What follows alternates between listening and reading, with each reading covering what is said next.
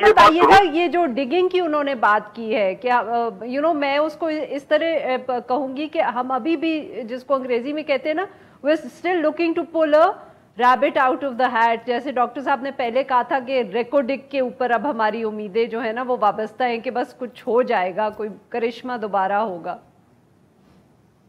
जी, आपको याद होगा आरएफए के इमरान खान साहब के दौर में जब वो शुरू में आए थे तो एक रिग हो रहा था गैस के जखायर ड्राफ्ट करने के लिए, ऑफशोर ड्रिलिंग हो रही थी।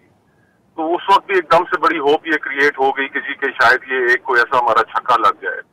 हमारी सारी जो कौम की इज्तिमाई सोच है वो अब यही बन गई है कि बस जिंदगी में एक छक्का लग जाए, और छक्के के अलावा हमने मेहनत और जो डिसिप्लिन जो कौमों के अंदर होता है हमने उससे तमाम से अपनी जान छुड़ा ली है।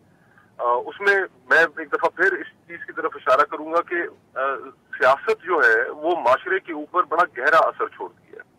हमारे यहाँ जो पिछले एक बहस तो ये है कि मेरे ख्याल में कि हमें ये तय करना है कि ये मुल्क चलाना किसने है, और दूसरा कि इसके अंदर जो पिछले 30-40 साल से हमारी रीजन के अंदर वाकयात होते रहे और उन वाकयात के जिसका स्टेट पैटर्नेज हासिल रही, अफगानिस्तान के जो मामला थे उसके नतीजे में हमने रेडिकलाइजेशन को पाकिस्तान के अंदर इतना फरोग दिया कि हमारी अब पूरी की पूरी सोसाइटी जो है वो रेडिकलाइज काफी हद तक हो चुकी है। आप उसके अंदर देखें कि हमारे यहाँ किस तरह के प्रोटेस्ट होते हैं।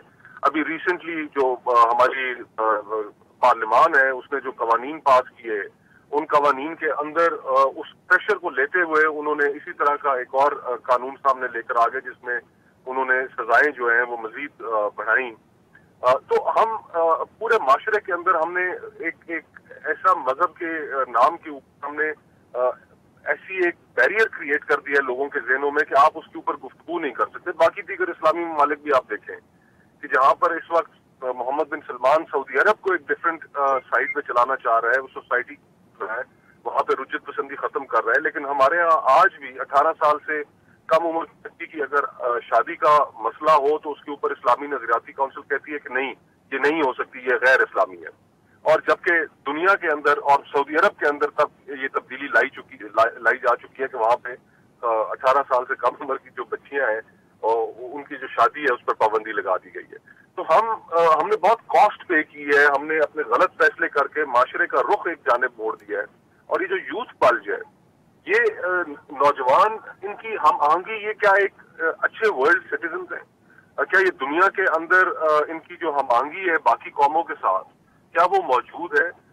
रिसेंटली इमरान खान साहब देखें, उन्होंने इस्तेमाल किया जो साइफर वाला जो मामला था, एंटी वेस्ट रेटरिक जो उन्होंने एक फैलाया, तो उससे फिर हमारे नौजवान की जो सोच थी उसको उन्होंने एक बड़ी एक और विजन दे दिया। वापस वही जो एक राइट विंग सोच हमारे यहाँ डोमिनेंट रही है उसकी जानिब उन्होंने मोड़ दिया।